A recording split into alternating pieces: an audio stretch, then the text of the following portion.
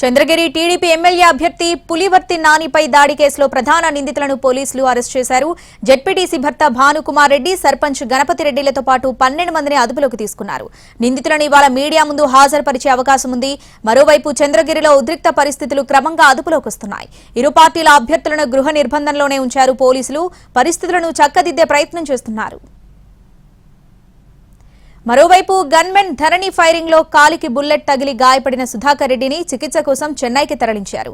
సుధాకర్ రెడ్డి రామచంద్రపురం మండలం సి రామాపురానికి చెందిన వారిగా గుర్తించారు.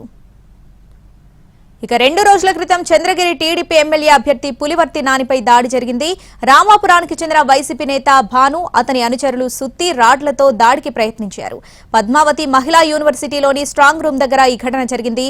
ఈ దాడిలో పులివర్తి నాని కారు ధ్వంసమైంది. గన్మెన్ కు గాయాలయ్యాయి. గాల్లోకి 2 రౌండ్ల కాల్పులు జరిపారు పులివర్తి నాని గన్మెన్.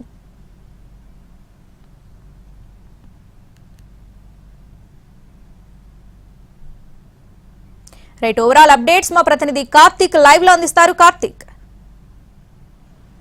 రైట్ శ్రావణి, చంద్రగిరిలో పూర్తిగా ప్రస్తుతం ఉన్నటువంటి వాతావరణం ఏదైతే నిన్న మొన్నటి ఉన్నటువంటి వాతావరణానికి పూర్తిగా భిన్నంగా కూడా ప్రశాంతమైనటువంటి వాతావరణం నెలకొంది. అలా నెలకొల్పేలాగా కూడా పోలీసులు చాలా కఠినమైనటువంటి నిర్ణయాలు తీసుకోవడం కూడా జరిగింది. ముఖ్యంగా చంద్రగిరి టీడీపీ అభ్యర్థి పులివర్తి నానితో పాటు చెవిరెడ్డి భాస్కర్ రెడ్డి, ఆయన తనయుడు చెవిరెడ్డి మోహిత్ రెడ్డి అందరినీ కూడా గృహ నిర్బంధంలో ఉంచారు, హౌస్ అరెస్ట్ చేశారు. వారే కాకుండా చాలా మంది కీలకమైనటువంటి నేతలు, ఆయా పార్టీలకు చెందినటువంటి వారందరినీ కూడా హౌస్ అరెస్ట్ చేశారు.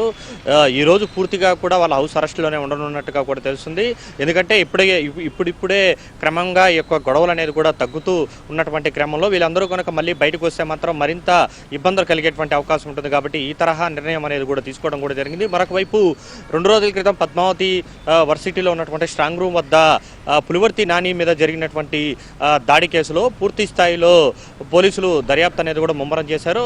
ఆ దాడిలో పాల్గొన్నటువంటి 12 మందితో పాటు జెడ్పీటీసీ భర్తగా ఉన్నటువంటి భానుకుమార్ రెడ్డి, నడవలూరు సర్పంచ్గా ఉన్నటువంటి గణపతి రెడ్డి, వీళ్ళిద్దరిని కూడా అరెస్ట్ చేసినట్టుగా కూడా తెలుస్తుంది. వీరిద్దరితో పాటు మరో 12 మందిని కూడా ఈరోజు మీడియా ముందు ప్రవేశపెట్టేటువంటి అవకాశాలు కూడా చాలా స్పష్టంగా ఉన్నాయి. వారందరినీ కూడా అదుపులోకి తీసుకున్నారు. మరి కొద్దిమంది పరారీలు ఉన్నారు. వారి కోసం కూడా ముమ్మరంగా గాలింపు చేస్తున్నట్టుగా కూడా తెలుస్తుంది. మరొక వైపు మరొక ఇంపార్టెంట్ విషయం, గాల్లో కాల్పులు జరిగిన సమయంలో కాలికి గాయమైనటువంటి సుధాకర్ రెడ్డి ఎవరైతే ఉన్నారో ఆయన కుటుంబ సభ్యులు అందరూ కూడా చెన్నైకి తరలించినట్టుగా కూడా తెలుస్తుంది. చెన్నైలో ప్రస్తుతం అతను చికిత్స పొందుతూ ఉన్నారు.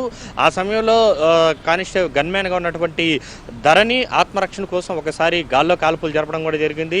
మరొకసారి దాడి చేసేందుకు తల మీద ఆయనకి గాలైనటువంటి క్రమంలో ఇంకా మరొకసారి దగ్గరకు వచ్చినటువంటి క్రమంలో కాలి మీద గాలికి కాల్చడంతో అక్కడ ఉన్నటువంటి వైఎస్ఆర్ కాంగ్రెస్ పార్టీ సుధాకర్ రెడ్డికి కాలికి గాయమైంది. ఆ తర్వాత ఆయన్ని నేరుగా చెన్నైకి తరలించారు. సో ఈ తరహా నేపథ్యంలోనే 12 మందిని ఈ కేసులో అదుపులోకి తీసుకోవడం కూడా జరిగింది. ప్రస్తుతానికి ఇరు పార్టీల నేతలను హౌస్ అరెస్ట్ చేసినటువంటి నేపథ్యంలో చంద్రగిరి అయితే ప్రస్తుతం ప్రశాంతమైనటువంటి వాతావరణం నెలకొందని చెప్పాలి. Right Karthik, thanks for the updates.